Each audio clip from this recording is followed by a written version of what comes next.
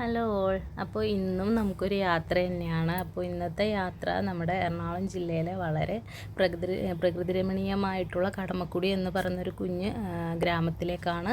അപ്പോൾ അവിടെ എന്താ പ്രത്യേകത എന്ന് ചോദിച്ചിട്ടുണ്ടെങ്കിൽ അതൊരു ടൂറിസ്റ്റ് പ്ലേസ് തന്നെയാണ്. ഇൻസ്റ്റാഗ്രാമിലൊക്കെ നിങ്ങൾ കണ്ടിട്ടുണ്ടാകും, യൂട്യൂബിലൊക്കെ വൈറലായിട്ടുള്ള സ്ഥലമാണ്. ഫുഡിനും അതുപോലെ തന്നെ അവിടുത്തെ പ്രകൃതിരമണീയമായ കാഴ്ചകൾക്കൊക്കെ കടമക്കുടി ഫേമസ് ആണ്. പക്ഷേ ഇന്നിപ്പോൾ ഞാൻ പോകുന്നത് എന്തിനാണെന്ന് വെച്ചിട്ടുണ്ടെങ്കിൽ അവിടെ ആദ്യമായിട്ട് അവിടെ സംഘടിപ്പിക്കുന്ന ഒരു ഫിലിം ഫെസ്റ്റിവൽ കാണാൻ വേണ്ടിയിരുന്നു. കടമക്കുടി ഇൻ്റർനാഷണൽ ഫിലിം ഫെസ്റ്റിവൽ നടത്തുകയാണ്. അപ്പോൾ അവിടെ നമുക്ക് 3 ദിവസമായിട്ടായിരുന്നു ഉണ്ടായിരുന്നതും, 9, 10, 11. അവിടെ ഞാൻ ഇതുവരെ ഫിലിം ഫെസ്റ്റിവലിൽ നിന്ന് കേട്ടിട്ടുണ്ടെന്നല്ലാണ്ട് കണ്ടിട്ടില്ല കേട്ടോ. ഇതിപ്പോൾ നമ്മൾ ചേരാനുള്ള ഒരു സിഗ്നലാണ്. ഈ സിഗ്നലിൽ നിന്ന് നമ്മൾ ലെഫ്റ്റ് പോയിട്ടുണ്ടെങ്കിൽ ലുലു അമൃത ആ റൂട്ട് പോവാം, റൈറ്റ് പോയിട്ടുണ്ടെങ്കിൽ വരാപ്പുഴ, പറൂർ അങ്ങനെ പോവാം കേട്ടോ.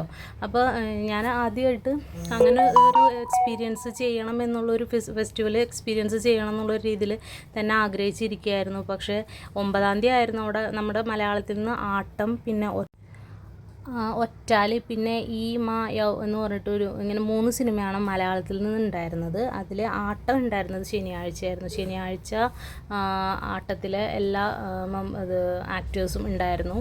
പിന്നെ ഇതിപ്പോൾ നമ്മളീ പോകുന്നത് വരാപ്പുഴ പാലത്തിലൂടെയാണ് കേട്ടോ. അപ്പോൾ ഞാനിപ്പോൾ എറണാകുളം ജില്ലയിൽ ഒരുപാട് പാലങ്ങളിലൂടെ ഒന്നും പോയിട്ടില്ല, എങ്കിലും കുറച്ച് പാലങ്ങളൊക്കെ നമ്മളിങ്ങനെ പോയിട്ടുണ്ട്. അപ്പോൾ അതിൽ എനിക്ക് കുറച്ചും കൂടെ ലെങ്ത്ത് തോന്നിയിട്ടുള്ള പാലം ഇതാണ്. ഏകദേശം ഒരു 950 ആണോ അങ്ങനെ ഒരു 750-950 1 കിലോമീറ്റർ ഈ ഒരു റേഞ്ചിൽ ഇതിന് ലെങ്ത്ത് ഉണ്ട്. നമ്മളത് അളന്നൊന്നും നോക്കിയിട്ടില്ല, എന്നാലും നമ്മൾ വണ്ടിയിലൊക്കെ പോകുമ്പോൾ ഇടയ്ക്കൊന്ന് നോട്ട് ചെയ്യുന്നതാണ് കേട്ടോ.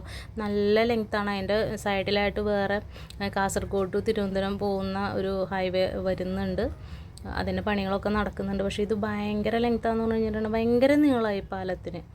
അപ്പോൾ അതിൽ കൂടെ പതിയെ പോകുന്നവരും സ്പീഡിൽ പോകുന്നവരൊക്കെ ഉണ്ട്. നമ്മളൊരു നോർമൽ സ്പീഡിൽ തന്നെയാണ് പോയേക്കുന്നത്. അപ്പോൾ ഞാൻ പറഞ്ഞുതരാം നമ്മൾ എത്ര മൂവി അവിടെ ഉണ്ടായിരുന്നു എന്നുള്ളത്. അതായത് 9-ാം തീയതി ആയിരുന്നു തുടക്കം. അപ്പോൾ അത് 5 മണിക്ക് ഈ മായവ് എന്ന് പറഞ്ഞൊരു മൂവിയായിരുന്നു ഉണ്ടായിരുന്നത്. പിന്നെ 8 മണിക്ക് വിസാരണ എന്ന് പറഞ്ഞിട്ട് തമിഴ് മൂവി, എന്തായാലും തുടക്കം ഒരു മലയാളം മൂവി വെച്ചിട്ടായിരുന്നു, പിന്നെ തമിഴിൽ ഉണ്ടായിരുന്നു. പിന്നെ 10-ാം തീയതി ചിൽഡ്രൻ ഓഫ് ഹെവൻ എന്ന് പറഞ്ഞിട്ടൊരു ഇറാനിയൻ പടം ഉണ്ടായിരുന്നു. പിന്നെ 4 മണിക്ക് നമ്മുടെ ആട്ടം, മലയാളം വിനയ് ഫോട്ടോഒക്കെ ഉള്ള നല്ല അടിപൊളി മൂവിയായിരുന്നു, ഞാൻ കണ്ടിട്ടുണ്ടായിരുന്നു. പിന്നെ മിറർ എന്ന് പറഞ്ഞിട്ടൊരു ദ മിറർ റഷ്യൻ മൂവി ആയിരുന്നു. പിന്നെ 11-ാം തീയതി അതായത് ഓഗസ്റ്റ് 11 10 മണിക്ക് ഒറ്റാല മലയാളം മൂവി ആയിരുന്നു. പിന്നെ 12 മണിക്ക് എന്താ മോഡേൺ ടൈംസ് എന്ന് പറഞ്ഞിട്ട് ഇംഗ്ലീഷ് മൂവി, അത് ചാപ്ലിൻ്റെ ഒരു മൂവി ആയിരുന്നു. പിന്നെ 4 മണിക്ക് PK. നമ്മളവിടെ ചെല്ലുമ്പോൾ PK ക്ലൈമാക്സ് ആയിരുന്നു കേട്ടോ. ഞാനത് ഓൾറെഡി യൂട്യൂബിൽ അപ്ലോഡ് ചെയ്തതായിരുന്നു. അപ്പോൾ എനിക്കറിയില്ലായിരുന്നു, ചെയ്തു വന്നപ്പോൾ കുറച്ച് കോപ്പിറൈറ്റിൻ്റെ ഭാഗങ്ങൾ ഉണ്ടായിരുന്നു തോന്നുന്നുണ്ട്. കോപ്പിറൈറ്റ് പോയതുകൊണ്ട് ഞാൻ പിന്നെ അത് മൊത്തം മാറ്റി വീണ്ടും നമ്മൾ എഡിറ്റ് ചെയ്തതാണ് കേട്ടോ ഇത്. പിന്നെ ഉണ്ടായിരുന്നത് 7 മണിക്ക് ലൈഫ് ഈസ് ബ്യൂട്ടിഫുൾ എന്ന് പറഞ്ഞിട്ട് ഇറ്റാലിയൻ മൂവി. അപ്പോൾ ടോട്ടൽ ഏതൊക്കെ ഭാഷ ഉണ്ടായിരുന്നു? മലയാളം ഉണ്ടായിരുന്നു, തമിഴ് ഉണ്ടായിരുന്നു, അതുകൂടാണ്ട് വിദേശ രാജ്യങ്ങളിൽ നിന്നിട്ട് ഇറാനിയൻ, റഷ്യൻ, പിന്നെ ഇംഗ്ലീഷ്, ഇറ്റാലിയൻ. അപ്പോൾ ഇത്രയും ഭാഷയിലുള്ള മൂവീസ് അവിടെ ഉണ്ടായിരുന്നു. അപ്പോൾ നമ്മളിപ്പോൾ കടമക്കുടി ഗ്രാമത്തിലോട്ട് എൻ്റർ ചെയ്തിട്ടുണ്ട്. വരാപ്പുഴയിൽ നിന്ന് നമ്മൾ പാലം ഇറങ്ങിയിട്ട് ലെഫ്റ്റ് തിരിഞ്ഞ് പോകുന്നൊരിതാണ്. പക്ഷേ നമ്മളങ്ങനെ പോകുമ്പോൾ അത് അവിടെ കുറച്ച് സ്ഥലമൊക്കെ നമ്മൾ പ്രതീക്ഷിക്കുന്നുള്ളൂ. പക്ഷേ അവിടെ നിന്ന് വിശാലമായിട്ട് കിടക്കുക. അപ്പോൾ നമ്മളിങ്ങനെ കടമക്കുടിയിലോട്ട് എൻ്റർ ചെയ്തു. ഞങ്ങൾ പോകുമ്പോൾ അല്ലാത്ത ദിവസങ്ങളിലൊന്നും അവിടെ അങ്ങനെ അധികം തിരക്കുണ്ടാവാറില്ല. പക്ഷേ ഈ ഞായറാഴ്ച ഞങ്ങൾ ചെന്ന് കഴിഞ്ഞപ്പോൾ അവിടെ ഭയങ്കര തിരക്കായിരുന്നു. അപ്പോൾ ഞാൻ വിചാരിച്ചു നമ്മുടെ ഇവിടെ ഫിലിം ഫെസ്റ്റിവൽ നടക്കുന്നതുകൊണ്ടാണ്. പക്ഷേ അല്ല, എല്ലാവരും കേട്ടറിഞ്ഞും കണ്ടറിഞ്ഞും ഒക്കെ അവിടെ ഒരു വെഡ്ഡിങ് ഷൂട്ട് നടക്കുന്നുണ്ടായിരുന്നു കണ്ടോ. അപ്പോൾ എല്ലാവരും കേട്ടറിഞ്ഞും കടമക്കുടിയെ കൂടുതൽ ഇഷ്ടപ്പെടാനും അവിടുത്തെ പ്രകൃതി ഭംഗി ആസ്വദിക്കാനും ഒരുപാട് ആൾക്കാർ വരുന്നുണ്ടെന്നുള്ളതിനുള്ള തെളിവായിരുന്നു ഈ ഞായറാഴ്ച ഞാൻ കണ്ടത്. ഞാൻ ഇത്രയും നാൾ പോയിട്ട് ഇങ്ങനെ ഒരു ക്രൗഡ് കണ്ടിട്ടില്ല. ഞങ്ങൾ നോക്കിക്കോ, ഇവിടുന്ന് സ്റ്റാർട്ട് ചെയ്തിട്ട് ആ കടമക്കുടിയുടെ ആ ഒരു പാടം തുടങ്ങിയിട്ടുള്ളൊരു അവസാനം വരെയുള്ള ജംഗ്ഷൻ വരെ ഈ കാറുകൾ ഇങ്ങനെ തന്നെയായിരുന്നു. അപ്പോൾ എനിക്ക് ഭയങ്കര കൗതുകം തോന്നി. ഞാൻ ഇത്രയും നാളവിടെ പോയിട്ട് ഇങ്ങനെ ഒരു തിരക്ക് കണ്ടിട്ടില്ല. അപ്പോൾ എൻ്റെ വിചാരം, ഞാൻ പറഞ്ഞല്ലോ അവിടെ ഫെസ്റ്റിവൽ കാണാൻ വന്നവരൊക്കെ ആയിരിക്കുന്നു, പക്ഷേ അല്ല എന്നുള്ളത് നമ്മൾ അവിടെ ചെന്ന് കഴിഞ്ഞപ്പോഴാണ് മനസ്സിലായത്. പിന്നെ ചെറിയ രീതിയിലുള്ള ബ്ലോക്കൊക്കെ ഉണ്ടായിരുന്നു. പിന്നെ അവിടെ നമ്മൾ പാടത്ത്, ഇതൊരു പാടവും ചിറയൊക്കെ കൂടുള്ള ഒരു സ്ഥലമാണെങ്കിൽ കൂടുതൽ അറിയില്ല, നമ്മൾ കാണുന്നു പോരുന്നു അങ്ങനെയുള്ളൂ. ഇപ്പോൾ അവിടെ കയാക്കിംഗ് ഒക്കെ ഉണ്ട്, ബോട്ട് ഒരുപാട് എന്താ പറയുക ആൾക്കാരെ ആകർഷിക്കാനായിട്ടുള്ള സംഭവങ്ങൾ അവിടുത്തുകാർ ചെയ്തു വെച്ചിട്ടുണ്ട്, ടൂറിസം ചെയ്തു വെച്ചിട്ടുണ്ട്. പിന്നെ ഒരുപാട് ടീ ഷോപ്പുകളും ഐസ്ക്രീം പാർലേഴ്സും ഒക്കെ ഉണ്ട്. നല്ല അടിപൊളി സ്ഥലമാണ്. അപ്പോൾ നമ്മൾ അവിടെ പോവുകയാണെന്നുള്ള കടമക്കുടിയിൽ എവിടേക്ക് പോകണമെന്ന് നമുക്കറിയില്ല. കാരണം ഈ ഒരു ഫിലിം ഫെസ്റ്റിവൽ നടക്കുന്ന ഒരു സ്കൂളിലാണെന്ന് മാത്രമേ അറിയാൻ പാടുള്ളൂ. അത് അവിടെ ചെന്നിട്ട് പോരാത്തന്നെ ഒരു 5 മണി കഴിഞ്ഞിട്ടുണ്ടായിരുന്നു. ഇത് എങ്ങനെ ഇരുട്ടി തുടങ്ങി ഏത് രീതിക്ക് പോകുമെന്ന് എനിക്കറിയില്ല. പക്ഷെ നമ്മൾ അങ്ങോട്ട് ചെല്ലുമ്പോൾ തന്നെ ഒരു പ്രതീക്ഷ ഉണ്ടായിരുന്നു, പോകുന്നിടത്തൊക്കെ നമുക്ക് സൈൻ ബോർഡ് കാണാൻ പറ്റുമെന്നുള്ളത്.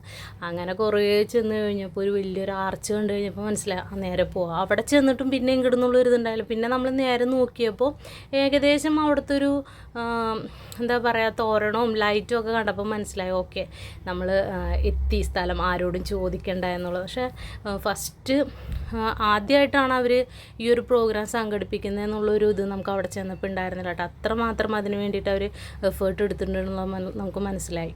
കണ്ടോ, ഇവരൊക്കെ ഇവിടെ ഇരിക്കാൻ വേണ്ടി വന്നേക്കുന്നതല്ലാണ്ട് ആ ഫിലിം ഫെസ്റ്റിന് വന്നേക്കുന്നതല്ല, എല്ലാവരും ആ ഒരു കാഴ്ചകൾ കാണാൻ വേണ്ടി വന്നേക്കുന്നതാണ്. അപ്പോൾ നമ്മൾ ഫിലിം ഫെസ്റ്റിന് പോയിട്ട് അവിടെ എൻട്രി ഫീസൊന്നും ഉണ്ടായിരുന്നില്ല. ഒരു ഫസ്റ്റ് ടൈം ആയിരുന്നു. അങ്ങനെ ഞാനിതൊരു ഇൻസ്റ്റാ പേജ് വഴി തന്നെയാണ് അറിഞ്ഞത് ഇതിനെപ്പറ്റി. അപ്പം അന്ന് തുടങ്ങി കാണാൻ പോകണം എന്നൊക്കെ ഉണ്ടായിരുന്നു. പക്ഷേ കൊച്ചിന് പനി വന്നതുകൊണ്ട് ഇത് പോകാൻ പറ്റുമോ ഇല്ലെന്നൊന്നും അറിയാൻ പാടുണ്ടായിരുന്നില്ല. പിന്നെ ദൈവാധീനം പോലെ കുറച്ച് ടൈം അതിന് വേണ്ടിയിട്ട് കിട്ടി. അപ്പം നമ്മൾ അവിടെ ചെന്ന് കഴിഞ്ഞപ്പോൾ നമ്മൾ നല്ല അടിപൊളിയായിട്ട് അവിടുത്തെ ഇതൊക്കെ കണ്ട് റോഡൊക്കെ കുറച്ച് ഇതുണ്ട്. അതിപ്പോൾ എല്ലാ ഗ്രാമങ്ങളിലും അങ്ങനെയാണല്ലോ. പക്ഷേ അത് ഒഴിവ് നോക്കിയിട്ടുണ്ടെങ്കിൽ അവിടുത്തെ പ്രകൃതി ഭംഗിയുമായൊരു പാടവും വെള്ളം നിറഞ്ഞ് കിടക്കുന്ന പാടമൊക്കെ കാണാനായിട്ട് ഭയങ്കര ഭംഗിയാണ്.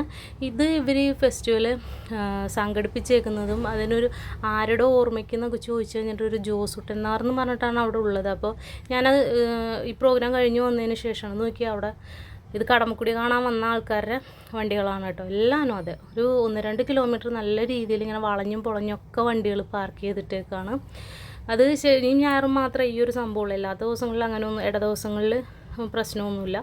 അപ്പോൾ നമുക്ക് ഇട ദിവസങ്ങളിൽ ഒരു ദിവസം വന്നിട്ട് നല്ല രീതിയിൽ കാണാം കേട്ടോ. അപ്പോൾ ഈ ജോസുട്ടൻ എന്ന് പറഞ്ഞ് കണ്ടപ്പോൾ ഞാൻ ഇൻസ്റ്റയിൽ സെർച്ച് ചെയ്ത് നോക്കിയപ്പോഴാണ് അവരുടെ പേജിൽ ആ ഒരു കലാകാരനെ എത്രത്തോളം അവർ സ്നേഹിക്കുന്നുണ്ട് എന്ന് നമുക്ക് മനസ്സിലാവുന്നത്.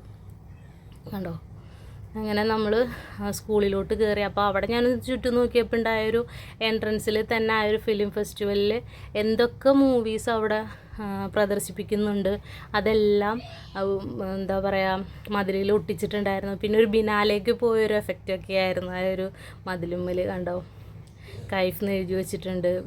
കുറേ റീലുകളുണ്ട്. അതേപോലെ തന്നെ എന്താണ് ക്യാമറ, അങ്ങനെയൊക്കെ ഒരുപാട് എന്താ പറയുക നമ്മളവിടെ ചെന്ന് കയറുമ്പോൾ ശരിക്കും ആ ഒരു പോസിറ്റീവ് വൈബ് നമുക്ക് കിട്ടുന്നുണ്ട്. വല്ലാത്തൊരു അനുഭൂതിയായിരുന്നു. ഒന്നാമത്തെ ഇതെൻ്റെ ഫസ്റ്റ് എക്സ്പീരിയൻസ് ആയിരുന്നു. അപ്പോൾ എങ്ങനെയായിരിക്കും എന്തായിരിക്കും എന്ന് നമുക്ക് അറിയില്ലല്ലോ. നമ്മളവിടെ ചെല്ലുമ്പോൾ കുറച്ച് വൈകിട്ടുണ്ടായിരുന്നു. എങ്കിലും അവിടെ അത്യാവശ്യം ഒരു ഫുഡ് ഫെസ്റ്റിവൽ പോലത്തെ ഒരു ഇതുണ്ടായിരുന്നു എന്ന് തോന്നുന്നു. അവിടുത്തെ ഒരു കാഴ്ചപ്പാട് ഒരു ഇതൊക്കെ ഒഴിഞ്ഞ ഭാഗങ്ങളായിരുന്നെങ്കിലും നമുക്ക് അങ്ങനെ ഫീൽ ചെയ്തു. പിന്നെ ഐസ്ക്രീം സ്റ്റോൾ ഉണ്ടായിരുന്നു. പിന്നെ കുറച്ച് എന്താ പറയുക ചേച്ചിമാരുടെയൊക്കെ എന്താ പറയുക കരകൗശല വസ്തുക്കൾ വിൽക്കുന്നൊരു സ്റ്റോൾ ഉണ്ടായിരുന്നു. പിന്നെ കുട്ടികളുടെ കളർ ഫിഷസൊക്കെ ഉണ്ടാവുമല്ലോ, അപ്പോൾ അതിൻ്റെ ഒരു സ്റ്റോൾ ഉണ്ടായിരുന്നു. പിന്നെ ടോയ്ലറ്റ് അതൊക്കെ അവർ നല്ല നീറ്റായിട്ട് തന്നെ അറേഞ്ച് ചെയ്തിട്ടുണ്ടായിരുന്നു. ഞാനപ്പോൾ ഇങ്ങനെ നോക്കുമ്പോൾ കുറച്ച് കസേരകളൊക്കെ ഒഴിഞ്ഞു കിടക്കുന്ന പോലെയാണ് നമുക്ക് ഫീൽ ചെയ്യുന്നത്. അപ്പോൾ ഞാൻ വിചാരിച്ചു ഇനി ആരും ഉണ്ടാവില്ലേ എന്നൊക്കെ കരുതി. പക്ഷെ ഞാൻ അതിൻ്റെ അകത്ത് ചെന്ന് കഴിഞ്ഞപ്പോൾ അങ്ങനെയൊന്നുമല്ല. അവിടെ ഒരുപാട് ആൾക്കാരുണ്ട്.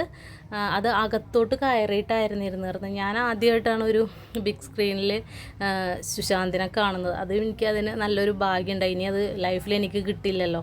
ചിലപ്പോൾ ഏതെങ്കിലും മൂവിയൊക്കെ റിലീസ് വരുമ്പോൾ നമുക്ക് കാണാൻ പറ്റും. അപ്പോഴും പോകുമോ എന്നറിയാൻ പാടില്ല. ഞങ്ങളവിടെ ചെല്ലുമ്പോൾ PKയുടെ ഒരു ഭാഗമായിരുന്നു.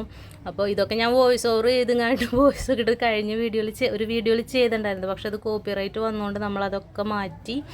സിനിമ കഴിഞ്ഞു, എല്ലാവരും പോയി, എല്ലാവരും പിരിയണം, എല്ലാവരുടെ മുഖത്തും സന്തോഷമാണ്.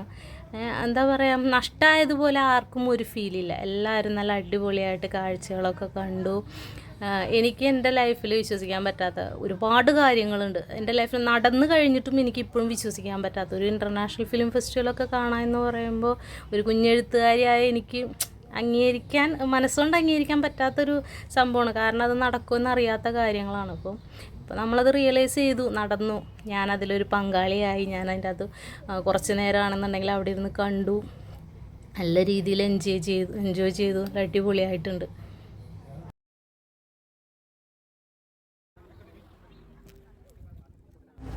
അപ്പോൾ നിങ്ങൾക്കും ഒഴിവ് സമയമൊക്കെ ഉണ്ടെങ്കിൽ ഇവിടെ അടുത്ത് ഈ ഏരിയയിലുള്ളവരൊക്കെ ആണെന്നുണ്ടെങ്കിൽ എറണാകുളം ജില്ലയിൽ തൊട്ടടുത്തുള്ള സ്ഥലങ്ങളൊക്കെ ആണെന്നുണ്ടെങ്കിൽ എല്ലാവരും വരാം. വളരെ പീസ്ഫുള്ളായിട്ടുള്ളൊരു സ്ഥലമാണ്.